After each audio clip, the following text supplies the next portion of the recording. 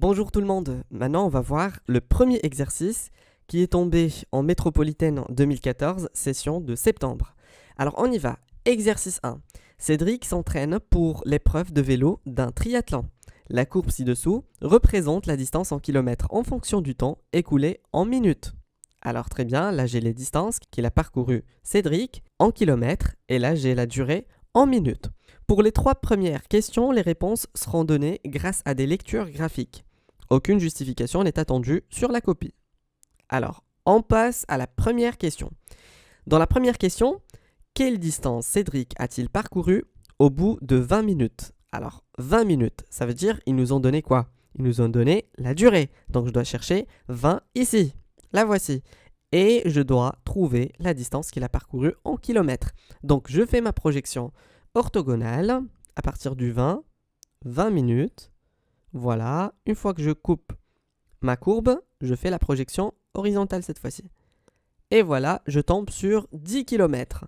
Donc la réponse ici, c'est 10 km. Alors on passe à la deuxième question. Combien de temps a mis Cédric pour faire les 30 premiers kilomètres? Je fais de même. Alors je prends 30 km cette fois-ci, 30 premiers kilomètres. Alors 30 premiers kilomètres, c'est-à-dire je dois chercher ici distance en kilomètres. 30, la voici. Je fais la projection horizontale, c'est vraiment un jeu d'enfant. Alors, et puis, une fois que je coupe ma courbe, je passe à la verticale. Donc c'est 50 minutes. Je dois prendre l'unité que j'ai ici. Donc Cédric, il lui a fallu 50 minutes pour parcourir 30 km. Maintenant, la troisième question. Le circuit de Cédric comprend une montée, une descente et 2 portions plates. Reconstituées dans l'ordre le trajet parcouru par Cédric. Alors là, on a une montée, une descente et 2 portions plates. Alors, les 2 portions qui sont semblables, on peut dire, c'est celle-là et celle-là. Donc, ce sont les portions plates. On va l'écrire. Alors là, c'est plate. Là aussi.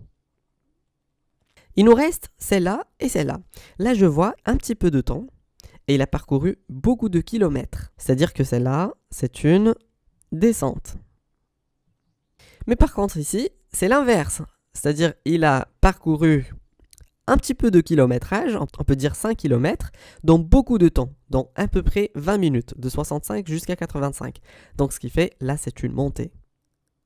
Et voilà, on a fini les 3 premières questions. On passe à la 4e. Calculer la vitesse moyenne de Cédric, exprimée en km par heure, sur la première des 4 parties du trajet.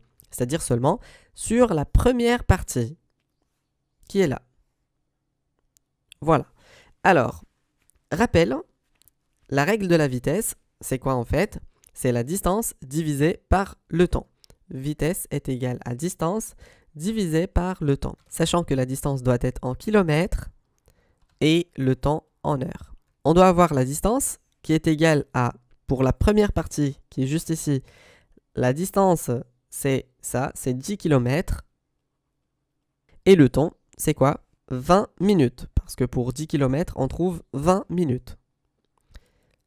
Alors là, je dois faire attention, que le temps doit être en heures, c'est pas en minutes. Donc, je dois créer un petit tableau de proportionnalité.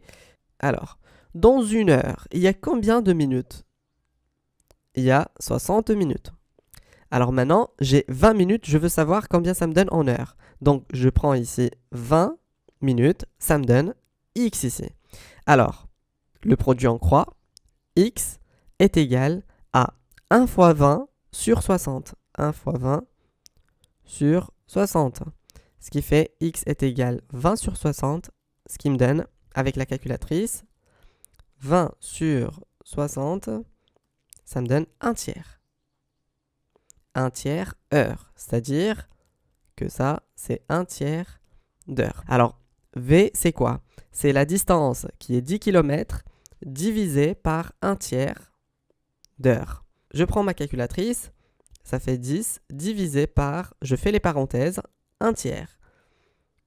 Alors ça me donne 30 km par heure. Et voilà, j'ai trouvé la vitesse moyenne avec laquelle Cédric a parcouru les 10 premiers kilomètres.